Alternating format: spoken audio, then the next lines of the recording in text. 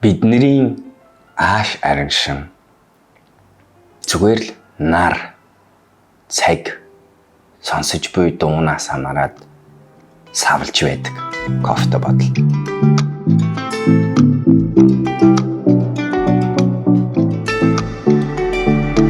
Та ийм мэдгүй яах вэ? Хөрөнгийн бирждээр худалдаалагдаж байдаг компани хувьцааны үнэ нь зүгээр л гадаа нартай байхаас болоод л үнэ нь өсөж идэг. Сайн зүйл явагдаж байдаг гэсэн үг. Ямар ч өөр босоо шалтгаанаас биш. Зөвхөн гадаа нартай байгаагаас л болоо. Тэгээ яг эсэргээр гадаа бүрхэг болоод ангууд хүмүүс ихэвчлэн юм руу хандж байгаа хандлага нь илүү сөрөг болж хувирд юм байна гэдэг. Нэг ганцхан судалгаа ш. Энэ судалгааг маш олон удаа давтаж үзсэн нийгмийн судалгаа баталж харуулсан хүний тарихны алдаануудын нэг байд юм байна гэдгийг баталсан байдаг. Эннээсээ гадна бас нэг гоё зөвлөгөө өгөхөд нэг судалгаанаас гарсан зөвлөгөө. Тэгээ энийг таад уншиж байсан ч гэж магадгүй.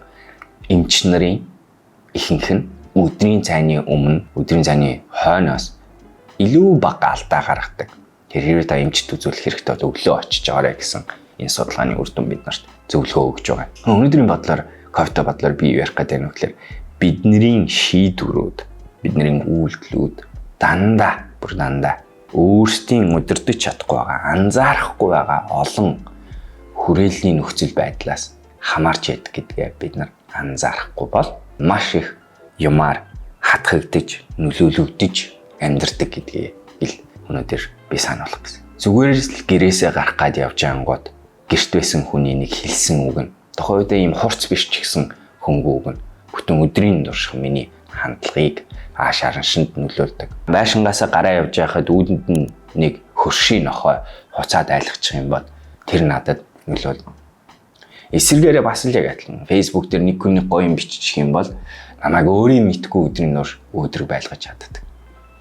Түрүү ярьсан цаг агаар, идсэн хоол маань, өглөөний маань кофе маань хэр гоё болсон. Энэ болгоно нь биднэрт тийм хүчтэй нөлөөлдөг гэдгийг л битгий мартаарай гэж хэлэх гэсэн. За та хэд юу гэж байна? Танд нөлөөлдөг зүйлүүд юу вэ? Өөрийн мэдгүйгээр яахаргүй би тийм юмнаас болоо ингэчээд идэг шүү гэж бодогддог нөлөөллүүд юу вэ? Коммент сект бичээрэй. За тэгээд балер өдрөг байцгаарай. Дараагийн кофе бодлоор уулзцгаая.